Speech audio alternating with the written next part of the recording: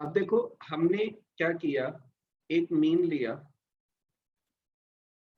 जो हमारा अज्यूम था, उसमें हमने कंसिडर करी अपनी गलती। गलती को मैथ्स में क्या कहते हैं हम? डिविएशन। मतलब यहाँ पे हम क्या कह रहे हैं? डिविएशन। ये जो डिविएशन हमने लिया वो हर क्लास का लिया, पूरा पूरा, मतलब पूरी क्लास पूरी फैमिली की वजह से जो डिविएशन आया वो लेते गए हम, सबको ऐड करते रहे। अब हम ये देखने वाले हैं कि ये जो हमारा डिविएशन है वो हर मेंबर की वजह से कितना आ रहा है। मतलब जरा बताओगे? अब देखो जैसे इस केस में देखते हैं, पहले वाले केस में देखते हैं। पिछले क्वेश्चन में डिविएशन कितना आया था हमारा? -100 फॉर दिस क्लास। ठीक है, डिविएशन मतलब जो हमने मीन सोचा उससे ये क्लास कितनी दूर है। हमने बोला जी 100 का फर्क है, 100 कम पढ़ रही है वाली क्लास। ठीक है, अब इस 100 कम पढ़ने में कितने लोगों का हाथ है जरा देख रहे हो? 100 से 150, तो क्लास साइज कितना हुआ? 50 का। यानी 50 मेंबर्स, यानी 50 टाइप के ऑब्जर्वेशंस मिलके 100 का गैप अगर दे रही हैं, 100 की गलती कर रही है, तो हर मेंबर कितनी गलती कर रहा होगा? 100/50 कितना आता है? 2 की गलती आ गई। तो हमने यहाँ पे क्या किया, ये देखिए हमने डिविएशन, डिविएशन पूरी फैमिली की। अब हम देख रहे हैं कि हर स्टेप पे यानी हर मेंबर से कितनी गलती हो रही है, तो हमने टोटल डिविएशन को, टोटल गलती को नंबर ऑफ मेंबर से डिवाइड कर दिया। तो हमें क्या मिल गया? हर मेंबर की गलती, हर स्टेप की गलती। 50 स्टेप्स है, 50 क्लास साइज है, तो 50 स्टेप्स की गलती, हम हर स्टेप की गलती कितनी आ रही है? 2 यूनिट आ रही है। इसी को हम क्या कह देते हैं? Step deviation for this particular class. समझ आया? ठीक है, कोई दिक्कत? डाउट है, क्या डाउट है। बोलो?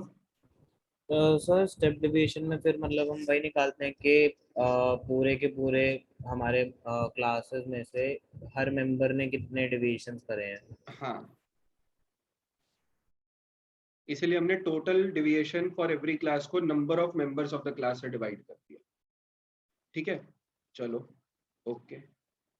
अब हम क्या करने वाले हैं, हम ये स्टेप डिविएशन निकालने वाले हैं। तो 100 -100 के लिए स्टेप डिविएशन कितना आएगा? कुछ नहीं करना, बस डिविएशन को डिवाइड कर देंगे किससे? हम नंबर ऑफ मेंबर से, यानी 50 से। सबका क्लास साइज 50 है, इसीलिए हमने 50 किसको बोल रखा है? एच को बोल रखा है। एच का मतलब होता है क्लास साइज, तो क्लास साइज हुआ 50। इसीलिए आपको यहाँ पे जो फॉर्मूला यहाँ लिखा हुआ दिख रहा है इसमें DI/H किया है। DI मतलब deviation, total deviation of that class divided by the members, number of members in that class. तो कितना आएगा UI पहले वाले केस में? -100/50, तो मतलब -2। अगले वाले केस में -50/50 मतलब -1। 0/50 मतलब 0। 50/50, 50/50 कितना बन गया? 1। 100/50 बन गया कितना? 2। तो ये क्या आ गया? हर क्लास के हर मेंबर की वजह से जो गलती आई है वो आ गई।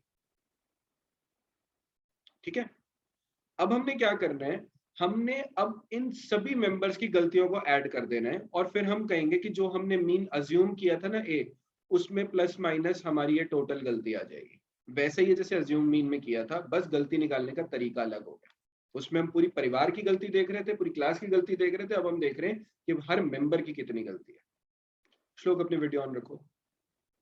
तो जरा करेंगे FI/DI, एक ये कॉलम और एक, सॉरी FI/UI, एक ये कॉलम और एक ये वाला कॉलम। तो ये बना 4 × -2 -8, 5 × -1 बना -5, 12 × 0 बना 0, 2 × 1 बना 2, और 2 × 2 बना 4। इसके बाद बारी आती है फॉर्मूला की। x bar is equal to, हमने जो मीन लिया वो, प्लस गलती। गलती क्या थी? हर मेंबर की कितनी आ रही है, तो हर फैमिली के हर मेंबर की टोटल गलती ये हो गई है। आप देखो कैसे बोल रहा हूं मैं। अगर एक क्लास की गलती ये थी, तो टोटल 4 क्लासेस की गलती कितनी होगी? यही तो होगी। समझ आया? तो deviation per member for every class is -2। तो deviation per member for 4 classes will be equal to -8। But है तो डिविएशन पर मेंबर ही ना। इसको मेरी बात समझ में आ गई है? नहीं आई? एक बार रिपीट कर दो। Deviation per member is equal to -2, पहले वाले केस की बात कर रहा हूं मैं, इस वाली क्लास की, ठीक है, इज इक्वल टू -2। तो डिविएशन पर मेंबर इनफैक्ट पर क्लास कितना आ रहा है, -2। अब कितनी क्लासेस है ऐसे टोटल, 4, तो डिविएशन पर मेंबर पर क्लास इनटू 4 क्लासेस, तो क्लास से क्लास तो कट जाएगा, तो कितना आएगा टोटल, -8 आ जाएगा। तो अगर एक क्लास का -2 डिविएशन है तो 4 क्लासेस का टोटल डिविएशन पर मेंबर कितना आएगा, -8। बट ध्यान रहे है ये डिविएशन पर मेंबर ही। समझ आई बात अब, ठीक है। हाँ जी, कोई दिक्कत किसी को, हाँ या ना, कुछ तो बोलो। पर मेंबर और क्लास वाला समझ नहीं आया, मतलब दोनों बच्चे डिविएशन। सपोज मैं डिविएशन पर मेंबर को ना यही बोल देता हूँ, क्या बोल देते हैं, बी बोल देता हूँ, चलो ठीक है। तो हर फैमिली से हर मेंबर की डिविएशन जो है वो बी आ रही है। तो एक फैमिली से पर मेंबर डिविएशन अगर बी आ रही है तो 4 फैमिली से कितनी आएगी, 4 भी आएगी ना। अब deviation per member for every family कितनी थी, -2, तो 4 फैमिलीज की कितनी होगी, -8। लेकिन है तो अभी भी वो डिविएशन पर मेंबर ही। पहले था डिविएशन पर मेंबर पर फैमिली, अब हो गया टोटल डिविएशन पर मेंबर। तो फैमिलीज तो टोटल हमने मल्टीप्लाई कर दी है, तो पर फैमिली वाली चीज चली गई है। जैसे अगर मैं प्राइस पर यूनिट को नंबर ऑफ यूनिट से मल्टीप्लाई कर देता हूँ तो यूनिट से यूनिट तो कट जाते हैं, तो बचेगा क्या, खाली प्राइस। ऐसी डिविएशन पर मेंबर पर क्लास को जब मैं मल्टीप्लाई कर देता हूँ नंबर ऑफ क्लासेस से, तो ऐसी जैसे यहाँ कटा है वैसी क्लास से क्लास कट जाएगा, तो क्या बचेगा, खाली डिविएशन पर मेंबर ही तो बचा। अब समझ आया। सर तो मतलब जो हमने -8 निकाला है वो number of deviation per member of और क्लास टोटल में, 4 फैमिलीज निकाला है वो हमने। टोटल 4 फैमिलीज के पर मेंबर का है ना। हाँ ठीक है, चलो।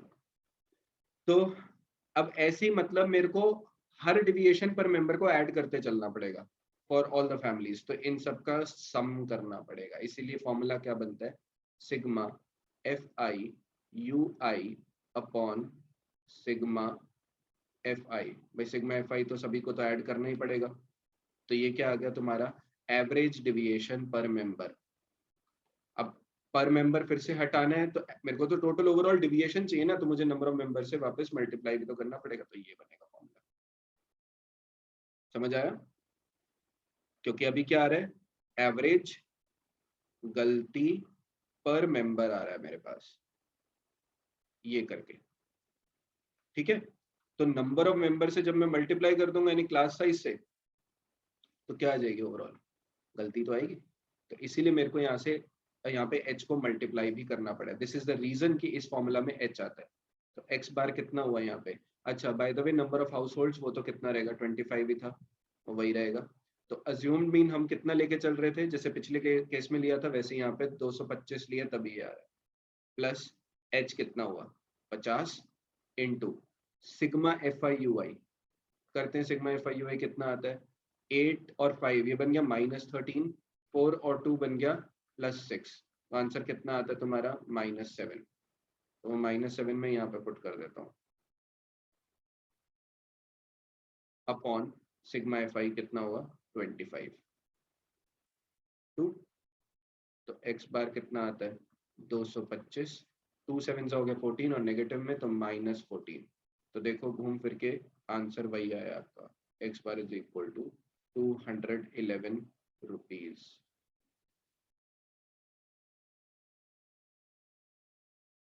बात समझे, ठीक है। तो ये था आपका स्टेप डिविएशन मेथड। अब एनसीईआरटी के जो एक्सरसाइज 14.1 है इसमें कंटिन्यूअस डिसकंटिन्यूअस वाले हम कर चुके हैं। अब ये तीनों मेथड्स यूज करके कोई भी आप यूज करना चाहो आप यूज करके कर सकते हो इस एक्सरसाइज को। अगले लेक्चर में हम लोग मोड या फिर मीडियन स्टार्ट करेंगे।